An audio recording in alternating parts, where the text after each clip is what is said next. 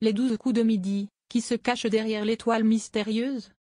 Les 12 coups de midi vont continuer de faire travailler les méninges des candidats après le franc succès de Léo. C'est au tour de Bruno d'essayer de briser le mystère de l'étoile. Une nouvelle étoile mystérieuse est en jeu depuis vendredi 15 janvier 2021, et déjà les candidats ne cessent de rivaliser d'adresse pour essayer de deviner quelle star se cache derrière la fameuse étoile.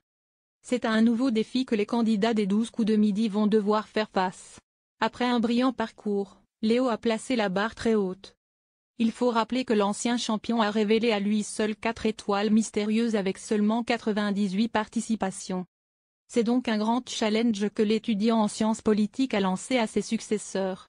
Et justement, l'un de ses successeurs a eu la chance de gagner les trésors que cache l'étoile mystérieuse. En effet, Quentin avait deviné que c'était le chanteur Benabar qui se cachait derrière l'étoile mystérieuse de Noël. Malheureusement pour lui, il s'est fait éliminer 2 jours après. La chasse aux indices. Léo en est présentement à 3 successeurs au trône de Maître Midi. En effet, après le champion, il y a eu Laura ensuite, Quentin et à présent, c'est au tour de Bruno de montrer ce dont il est capable. Cette occasion lui est donnée grâce à la nouvelle étoile mystérieuse qui a fait son apparition le 15 janvier. Déjà, du côté des internautes, c'est la course aux devinettes. Il faut dire que quelques indices majeurs se profilent à l'horizon. Avec la disparition de quelques cases bleues, l'on peut apercevoir ce qui ressemble fortement à Mont Kilimandjaro au loin. En outre, un camélia est visible sur la gauche de l'étoile, ainsi que ce qui pourrait être une machine à écrire. Bruno a eu à proposer K de Mera, mais il a fait chou blanc. Du côté des internautes, on propose déjà Camélia Jordana, Laurent Voulzy, Coco Chanel, pour ne citer que ceux-là. Toutefois, on sait déjà que Thierry Lhermitte et Colin Farrell ne sont pas cachés derrière la mystérieuse étoile de Jean-Luc Herrmann. Un coup fatal soporifique.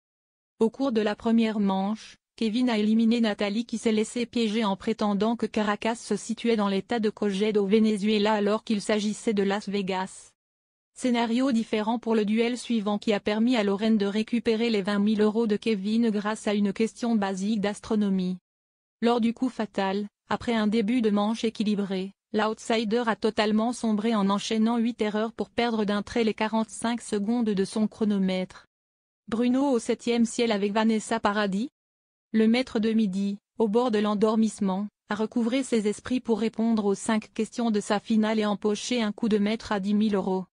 Toujours plus proche des 200 000 €, le champion dispose d'une cagnotte à hauteur de 169 230 €. Arrivé devant l'étoile mystérieuse. Bruno a tenté Vanessa Paradis mais la cliente de Joe, le taxi n'est pas réapparu derrière les cases bleues.